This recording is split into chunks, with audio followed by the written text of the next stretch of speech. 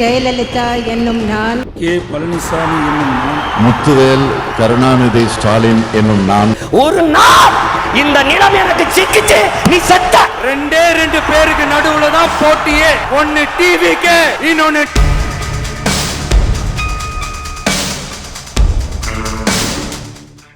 வணக்கம். வாய்மை அரசியல் அறிவோம்.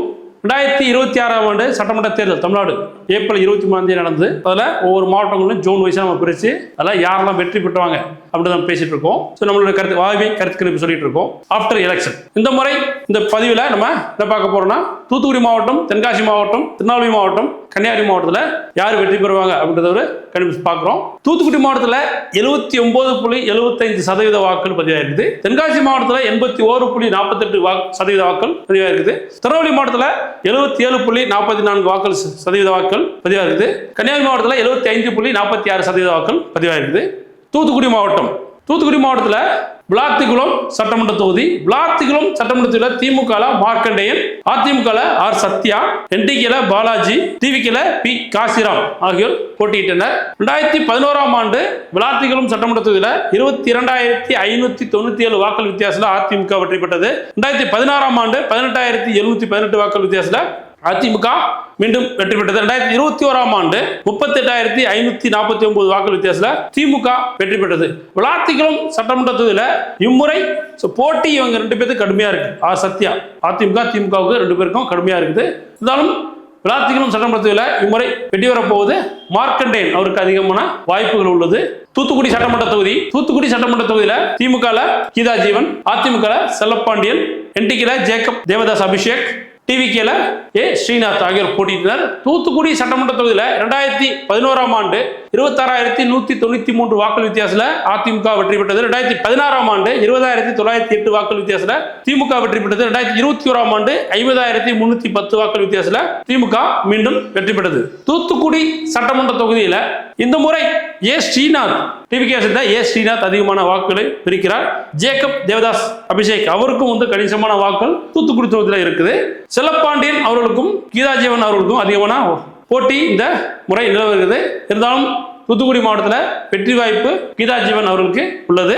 திருச்செந்தூர் சட்டமன்ற தொகுதியில் திமுக அனிதா ராதாகிருஷ்ணன், அதிமுக கூட்டணியான பிஜேபியில் ராதாகிருஷ்ணன், என்டிகேல ஒவிலியா, டிவிகேல ஜே முருகன் ஆகியோர் போட்டியிட்டனர். திருச்செந்தூர் சட்டமன்ற தொகுதியில் 2011ஆம் ஆண்டு 640 வாக்குகள் வித்தியாசத்தில் திமுக வெற்றி பெற்றது. 2016ஆம் ஆண்டு 26,001 வாக்குகள் வித்தியாசத்தில் திமுக மீண்டும் வெற்றி பெற்றது. 2021ஆம் ஆண்டு 25,263 வாக்குகள் வித்தியாசத்தில் திமுக தொடர்ந்து வெற்றி பெற்று வருகிறது. திருச்செந்தூர் தொகுதியில் அனிதா ராதாகிருஷ்ணன் ரொம்ப ஸ்ட்ராங்கான பர்சன். அவருக்கு வெற்றி வாய்ப்புகள் அதிகமாக இருக்கு. 2ஆம் இடத்திற்கு ஜே முருகன் வர வாய்ப்புகள் அதிகமாக உள்ளது. ராதாகிருஷ்ணனுக்கும் பிஜேபி சேர்ந்த ராதாகிருஷ்ணனுக்கும் டிவிகே சேர்ந்த ஜே முருகனுக்கும் 2ஆம் இடத்திற்கு போட்டி அதிகமாக உள்ளது. வெற்றி வாய்ப்பு அனிதா ராதாகிருஷ்ணனுக்கு பிரகாசமாக உள்ளது. ஸ்ரீவைகுண்டம் சட்டமன்ற தொகுதியில் திமுக கூட்டணி கட்சியான காங்கிரஸ்ல அமிர்தராஜ், அதிமுக சண்முகநாதன், என்டிகேல சண்முக சுந்தரம், டிவிகேல ஜி சரவணன் ஆகியோர் போட்டியிட்டனர். ஸ்ரீவைகுண்டம் சட்டமன்ற தொகுதியில் 2011ஆம் ஆண்டு 21,122 வாக்குகள் வித்தியாசத்தில் அதிமுக வெற்றி பெற்றது. 2016ஆம் ஆண்டு 3,531 வாக்குகள் வித்தியாசத்தில் அதிமுக மீண்டும் வெற்றி பெற்றது. 2021ஆம் ஆண்டு 17,372 வாக்குகள் வித்தியாசத்தில் காங்கிரஸ் வெற்றி பெற்றது. இம்முறை ஸ்ரீவைகுண்டம் சட்டமன்ற தொகுதியில் அதிமுக வேட்பாளர் சண்முகநாதன் வெற்றி பெற அதிக வாய்ப்புகள் உள்ளது. 2ஆம் இடம் ஜி சரவணன் வர அதிக வாய்ப்புகள் உள்ளது. ஒட்டப்பிடாரம் சட்டமன்ற தொகுதியில் திமுக பி எம் ராமஜெயம், அமமுக சுந்தரராஜன், என்டிகேல அனுஷியா, டிவிகேல பி மதன்ராஜா ஆகியோர் போட்டியிட்டனர். ஒட்டப்பிடாரம் சட்டமன்ற தொகுதியில் 2011ஆம் ஆண்டு 25,126 வாக்குகள் வித்தியாசத்தில் புதிய தமிழகம் வெற்றி பெற்றது. 2016ஆம் ஆண்டு 493 வாக்குகள் வித்தியாசத்தில் அதிமுக வெற்றி பெற்றது. 2021ஆம் ஆண்டு 8,510 வாக்குகள் வித்தியாசத்தில் திமுக வெற்றி பெற்றது. ஒட்டப்பிடாரம் சட்டமன்ற தொகுதியில் சசிகலாவின் அணியினரும் புதிய தமிழகம் கிருஷ்ணசாமி அணியினரும் அதிகமான வாக்குகளை பிரிக்கிறாங்க. அது ரெண்டு பேருக்குமே பாத்தீங்கன்னா பாதகமா இருக்கு. ஒட்டப்பிடாரம் சட்டமன்றத்தில் இந்த முறை திமுக சேர்ந்த பி எம் ராமஜெயம் வெற்றி பெற அதிக வாய்ப்புகள் உள்ளது. 2ஆம் இடத்திற்கு பாத்தீங்கன்னா மதன் ராஜா போட்டியிடவும் வாய்ப்புகள் உள்ளது. கோயில்பட்டி சட்டமன்ற தொகுதியில் திமுக கே கருணாநிதி, அதிமுக கடம்பூர் ராஜு, என்டிகேல பாண்டி, டிவிகேல பாலசுப்ரமணி ஆகியோர் போட்டியிட்டனர். கோவில்பட்டி சட்டமன்ற தொகுதியில் 2011ஆம் ஆண்டு 26,480 வாக்குகள் வித்தியாசத்தில் அதிமுக வெற்றி பெற்றது. 2016ஆம் ஆண்டு 428 வாக்குகள் வித்தியாசத்தில் அதிமுக வெற்றி பெற்றது. 2021ஆம் ஆண்டு 12,403 வாக்குகள் வித்தியாசத்தில் அதிமுக மீண்டும் தொடர்ந்து வெற்றி பெற்று வருகிறது. தொடர்ந்து 3 முறையாக கடம்பூர் ராஜ் இந்த தொகுதியில் வெற்றி பெற்று வருகிறார். இந்த முறை கோவில்பட்டியில் முதல் முறையாக திமுக நேரடியாக களம் காண்கிறது. இதுக்கு முன்னாடி அவங்க கூட்டணி கட்சி தான் கொடுத்துட்டு இருந்தாங்க. இந்த முறை நேரடியாக களம் காண்கிறது. அதனால் இந்த முறை மேலும் பாலசுப்ரமணி அதிகமான வாக்குகளை பெறுகிறார். இந்த முறை டஃப் ஃபைட் இருக்கு. தொடர்ந்து 3 முறை கடம்பூர் ராஜு வெற்றி பெற்றாலும் இந்த முறை கடினமான போட்டி உள்ளது. இந்த தொகுதி இழுபறியாக நிற்க வாய்ப்புகள் உள்ளது. திருநெல்வேலி மாவட்டம் 77.44% வாக்குகள் பதிவாகிருக்குது. திருநெல்வேலி சட்டமன்ற தொகுதியில் திமுக சுப்பிரமணியன், அதிமுக என் கணேசராஜா, என்டிகேல பா சத்யா, டிவிகேல RS முருகன் ஆகியோர் போட்டியிட்டனர். திருநெல்வேலி சட்டமன்ற தொகுதியில் 2011ஆம் ஆண்டு 38,491 வாக்குகள் வித்தியாசத்தில் அதிமுக வெற்றி பெற்றது.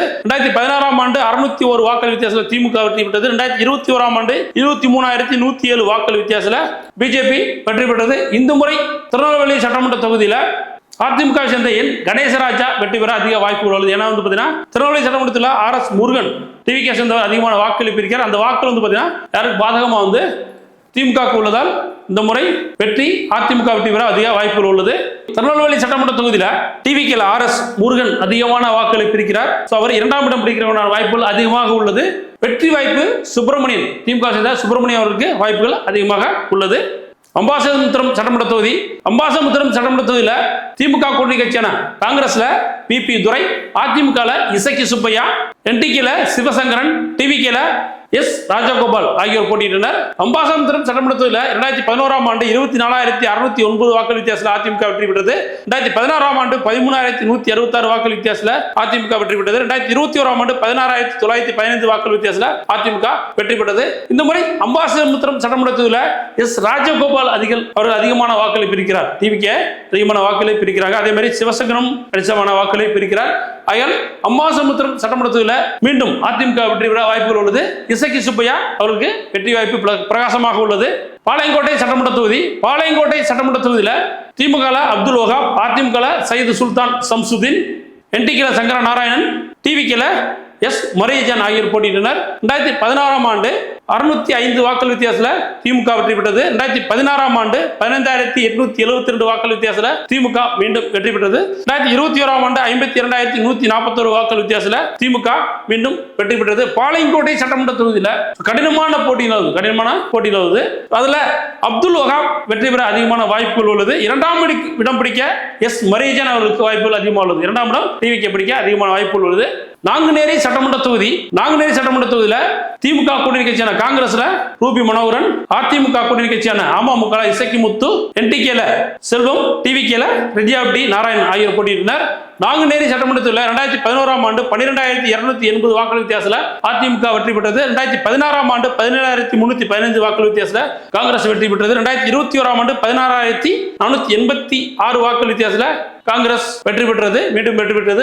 நாங்குநேரி சட்டமன்ற தொகுதி பொறுத்தளவு முறை ரெட்டியாபட்டி நாராயணன் அவர் டிவிகேல ஜாமீன் இருக்கார். அவருக்கு தனிப்பட்ட செல்வாக்கு இந்த தொகுதியில் இருக்குது. அதனால் 2ஆம் இடம் பிடிக்க ரெட்டியாபட்டி நாராயணனுக்கு அதிக வாய்ப்புகள் உள்ளது. வெற்றி வாய்ப்பு ரூபி மனோகரன் அவருக்கு வாய்ப்புகள் அதிகமாக உள்ளது. ராதாபுரம் சட்டமன்ற தொகுதி திமுக மு அப்பாவு, அதிமுக SP பாலகிருஷ்ணன், என்டிகேல கிரிஜா தாமரை பாண்டியன், டிவிகேல கே சதீஷ் கிருஷ்ணோபர் ஆகியோர் போட்டியிட்டனர். ராதாபுரம் சட்டமன்ற தொகுதியில் 2011ஆம் ஆண்டு 21,475 வாக்குகள் வித்தியாசத்தில் அதிமுக வெற்றி பெற்றது. 2016ஆம் ஆண்டு 49 வாக்குகள் வித்தியாசத்தில் அதிமுக மீண்டும் வெற்றி பெற்றது. 2021ஆம் ஆண்டு 5,925 வாக்குகள் வித்தியாசத்தில் திமுக வெற்றி பெற்றது. ராதாபுரம் சட்டமன்ற தொகுதியில் இம்முறை மு அப்பாவு மீண்டும் வெற்றி பெற அதிக வாய்ப்புகள் உள்ளது. திமுக வெற்றி பெறும் வாய்ப்புகள் உள்ளது.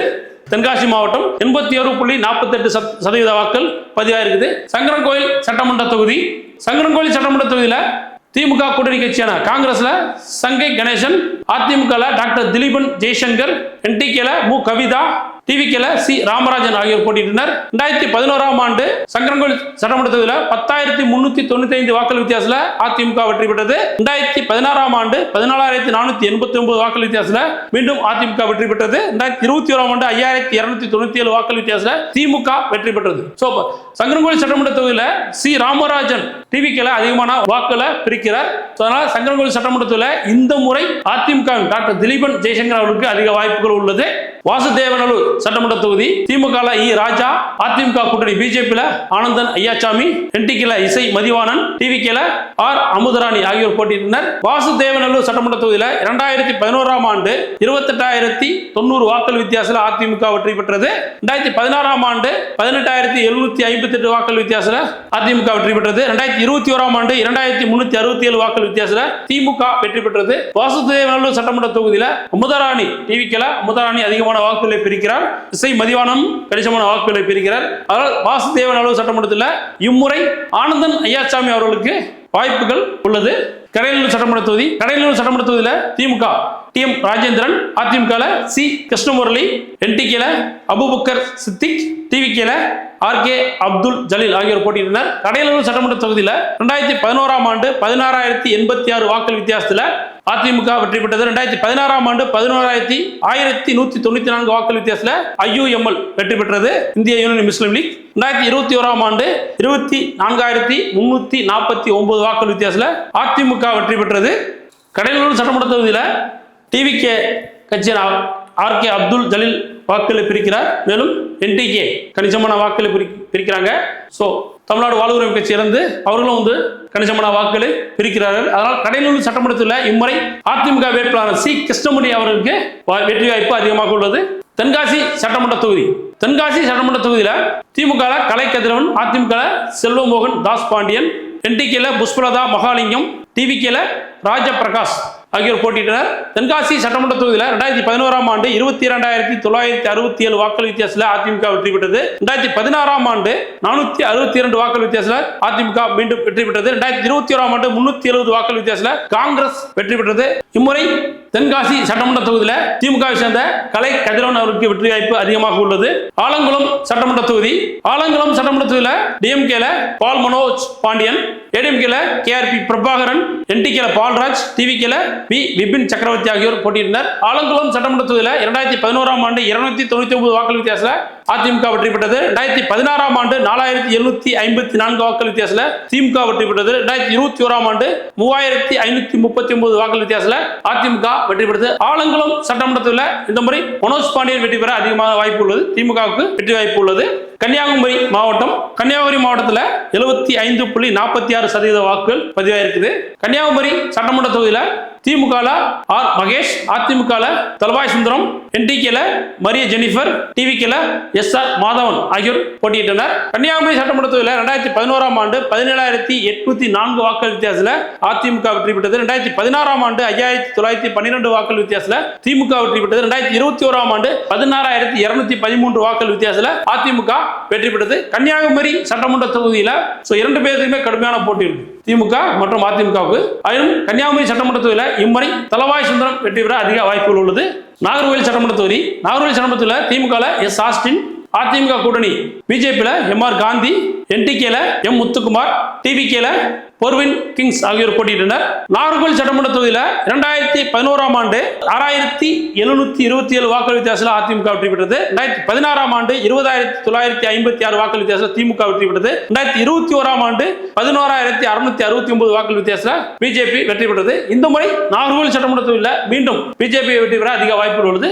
MR காந்தி அவர்களுக்கு வெற்றி வாய்ப்பு அதிகமாக உள்ளது.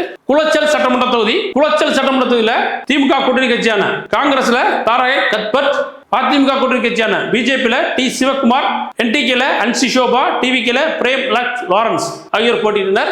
குளச்சல் சட்டமன்ற தொகுதியில் 2011ஆம் ஆண்டு 11,821 வாக்கள் வித்தியாசத்தில் காங்கிரஸ் வெற்றி பெற்றது. 2016ஆம் ஆண்டு 26,028 வாக்கள் வித்தியாசத்தில் காங்கிரஸ் தொடர்ந்து வெற்றி பெற்றது. 2021ஆம் ஆண்டு 24,832 வாக்கள் வித்தியாசத்தில் காங்கிரஸ் மறுபடியும் வெற்றி பெற்றது. தொடர்ந்து குளச்சல் தொகுதியில் காங்கிரஸ் வெற்றி பெற்று வருகிறது. இருந்தாலும் இந்த முறை பிரேம் லாரன்ஸ் சற்று வாக்குகளை பிரிக்க வாய்ப்புகள் உள்ளது.